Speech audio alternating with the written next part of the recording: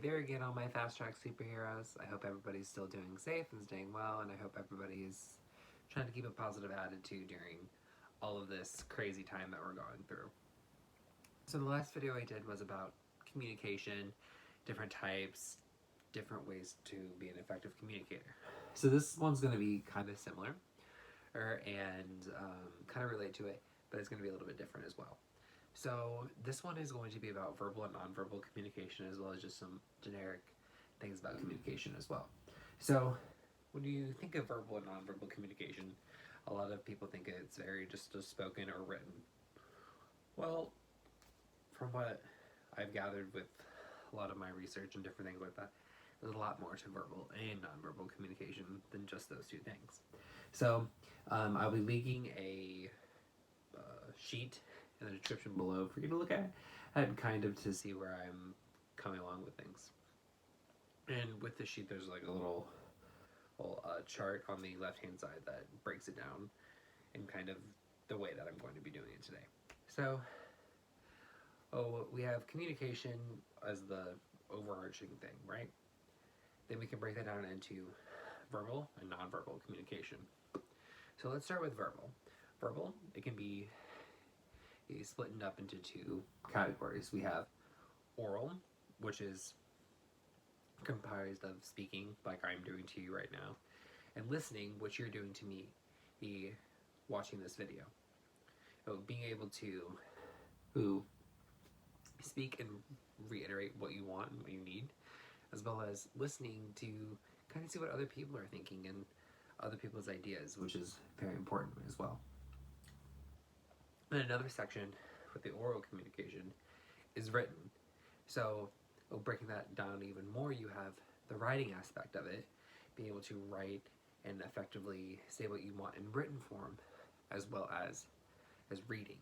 So you have to be able to read other people's handwriting, read other people's languages is better, or so you understand what they want. So that's kind of verbal, pretty straightforward, and not a lot to it. Then we get to nonverbal communication. Now, nonverbal, when we say nonverbal, we think things that aren't necessarily expressed with words. That is where we're going with this. So one of them is facial expressions. So say like, I'm really happy, so I'll be like, I'm really, really smiling. Or if I'm really mad, I'll be like scrunch up face. Facial expressions are really important when communicating because it conveys how you want that conversation to go. So if somebody says something and you give a happy expression, oh, I'm happy, or if you give like a what are you talking about kind of face, it kind of insinuates that they're not doing it and you don't have to say anything. So what's important with facial expressions is you kind of have to be careful with how you demonstrate facial expressions. And if you're a person like me that's very animated in the face, you have to be careful of you may be doing a facial expression that you don't even realize you're doing until after you do it. So being conscious of what you're doing and how your face moves is important as well. Then you have gestures. So I'm a big person on how I'm talking with my hands. It's a very big part of who I am as a person in my life. So being conscious of that and making sure you're not doing a gesture or a movement that is not necessarily the most appropriate, or knowing the people you're around, because some people may not like it. Could be distracting for them if you're like waving your hands everywhere and doing different things like that. So you have to be conscious of that, as well as body language. So say you're in the middle of a conversation, you sit there with your arms crossed like this. That insinuates that you're closed off to the conversation. Unlike now, like I'm open and having a conversation with you. Ooh, we have this open line of communication. But if I just sit here with my arms crossed like this, well, I don't really want that reciprocated. Or if somebody's like pointing their feet or anything away from you, kind of insinuating that they want to leave. So being aware of that, and also knowing that for your sake, in case you want to be in that situation as well. Proximity. This is another important one. You don't want to be like really right up close to somebody when you're talking to people. You don't want to be in their personal space. But also you have to keep in mind, you don't want to be like forever way back here. You don't want to do that. You need to find the right distance that is comfortable for you as well as the person you're talking to. Because if you're really close, you may be kind of too comfortable and it may insinuate as like being flirty or different things like that. But if you're really far away, then they're probably thinking, why are you so far away? Like, what's the distance? Why are they doing that? Do they not like me? In different aspects of that. As well as touch. Some people like touch, some people don't. Whenever you're in like a business situation, the only type of touch that you do is a handshake. And that's pretty much it. But if you're like with close friends, it's fine to do that. You just got to know the situation that you're in. As well as personal appearance. You got to be able to, you don't want to be all looking disheveled with your hair kind of like, or not being properly groomed or bathed or showered or things like that. You want to look decent when you're making points to people, and you want to feel your best so then you can be your best. And kind of the last one on this little chart is silence.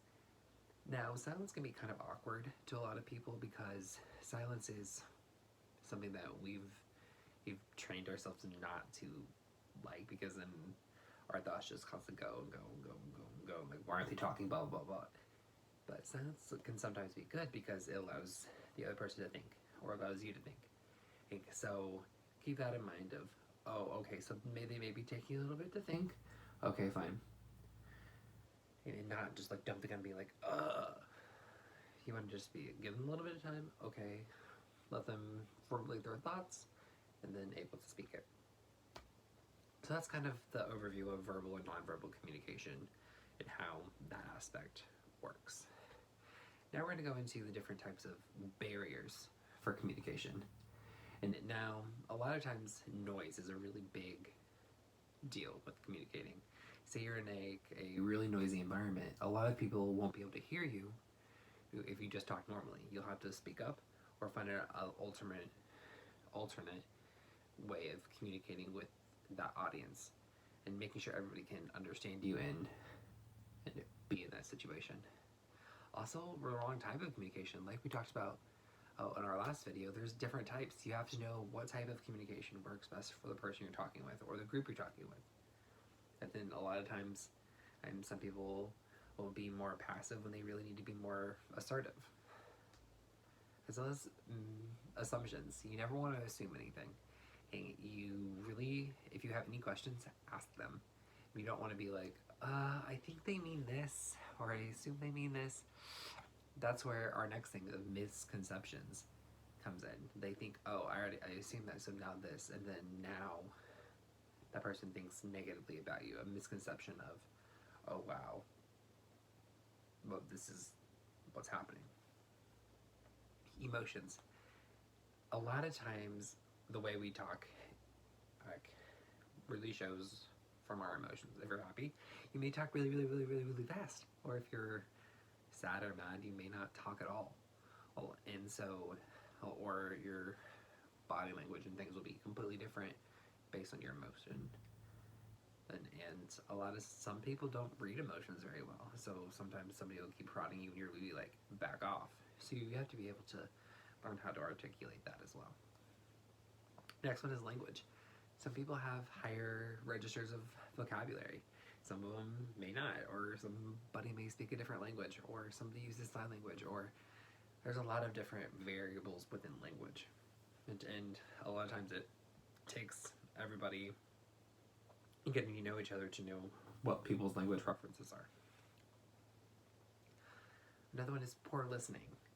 This is one of the biggest communication barriers is you'll be either, especially in our day and age of technology, somebody will be talking to you, you'll be on your phone and be like, huh, what? That's really rude. You don't want to be focused on that. You want to be focused on the conversation, not on your phone. Distractions, like your phone, like noises outside. Your friend's coming up, your friend's calling, different things like that. You want to minimize the distractions whenever you're having important conversations. And that's kind of all the barriers. Now we're going to get into how to improve your oral communication, or like your verbal communication. Speed. Now, I get really nervous sometimes, so I talk really, really fast. So it can be difficult to understand me at times, and I know that. So I've had to train myself to, okay, Colton, back off, slow down a little bit, and go with the flow. And you don't want to be like, you don't want to talk like this, because then people are going to be like, oh my gosh, when is he going to finish? Kind of things like that. Clarity. You want to be able to be understood and understood clearly. You don't want to be like things like that. You don't want that. You want to be clear and understood with what you're saying. As well as pronunciation. A lot of people may pronounce words differently, but there's really a common way of how words are said depending on your area of where you are. Familiarity. So this is kind of like knowing what you're going to say before you say it, and rehearsing in your head and be like, okay, this is what I'm going to say, this is how I'm going to say it, things like that. Punctuation. And you can't just be like blah, blah, blah, blah, blah, blah, blah, and keep going, without any pauses or letting the other person interject their comments. It's not how this works. You have to like take a breath, let the other person answer how they want. Cool. Fluency. Being able to speak or use whatever language you're using in an efficient way. As well as expression. Like in the spoken language, we tend to go higher or lower, or based on what we're talking about out in our things. Also, content. You don't want to be like going blah about things that aren't really relevant to whatever you're talking about. So, with all that being said, I know that was a big chunk. So, let's move on to the next segment of the video. And that's our superhero highlight of the video. So, today we're going to be talking about a hero known as Echo. Now, Echo was actually born deaf, so she can't hear at all. Well, however, a lot of times when she was born, they thought she had a mental disability that caused her not to hear or being able to understand people. Now, this is not the case. She was just born where she couldn't hear. And this is really a misconception with the deaf community. Anyway, but that being said, and a lot of people didn't realize she was deaf, so she was inserted into a actual like musically gifted school. Well, because she was able to pick up the piano based on nonverbal cues of how people played. She went through a lot of memorizing and different things of that, and it took them years for her to realize that she was actually deaf. So how that really relates to nonverbal communication is she was able to pick up on these little cues and how to play the piano and different instruments when she couldn't even hear them based on the actions of others. So being able to communicate effectively and being able to do all of this is a great way to be able to be good at communication. You have to be able to know who you're talking to, what you're talking about, and be able to express that in a way that everybody can understand. So that's really my lesson for this video. I hope everybody, again, is staying safe, staying healthy. I do ask that if you are one of my Fast Track kids, that maybe if you watch these videos, you send me a brief little paragraph kind of ideas of what you're doing and maybe how you're applying these to your life, as well as what you kind of learned from these videos, if you don't mind. That'd be really great. I hope everybody continues to be all good, and I just want you all to remember to always look on the upside. Thanks. See you in the next video.